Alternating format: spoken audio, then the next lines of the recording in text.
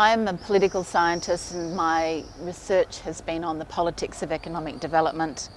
I have started in Europe looking at this issue, and then I have moved on to East Asia, the rise of East Asia. I'm interested in big questions like why has this country succeeded so well? Why have the East Asian countries become superstars in catching up with the West? And most recently I've moved this interest to looking at the United States, focusing on the big question of why did the US become the world's high-tech hegemon, the leader of high technology. My sense is that the United States is unique. It is a sort of sui generis phenomenon because of its national security mindset. It is such a predominant way of thinking, and it has been institutionalized since the Cold War, so that it has created these structures, these agencies and objectives, priorities around national security, not around industry policy, for example.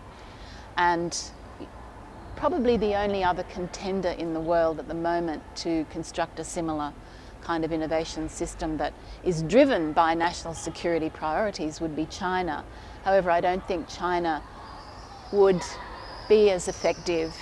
Certainly it has a big enough military and sense of mission in the world, of being militarily strong.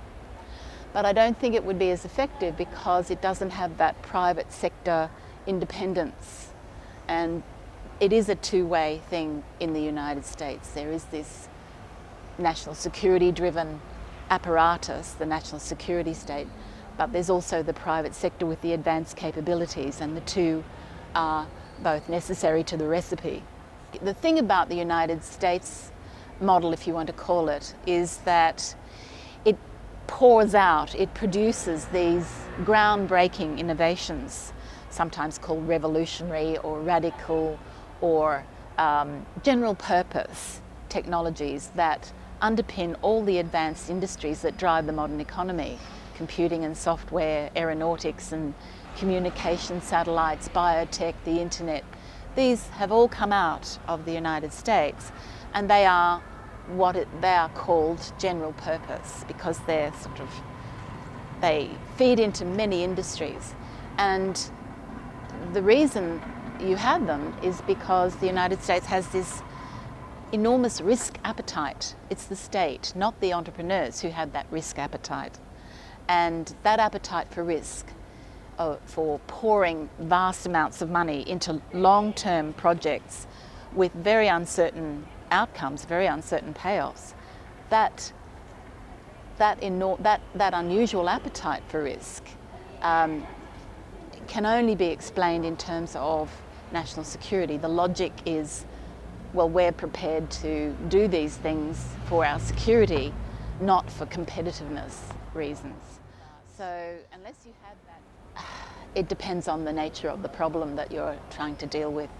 You can't really coordinate things at the macro level that might need to be coordinated if you're a city, whereas some problems are really only handled well at the national level. I'm thinking of the Japanese government, for example, was very good at coordinating, being a mediator between its companies and the American government and their companies. It was the national government that had to do that rather than Tokyo. So it's a different set of questions and problems. Yeah. I think where cities obviously have a big role to play today, and certainly in climate change. Things need to start at the city level, recycling, greening, and thinking about how to bring in food production, and all sorts of things can be done. Urban mining, all of these things are being a smart city that can connect to its transport issues, to its energy consumption. All of those things really do need to start at the city level. So I think we are entering a new era in that sense, that you don't wait for the national government to make these decisions, because you might be waiting for a very long time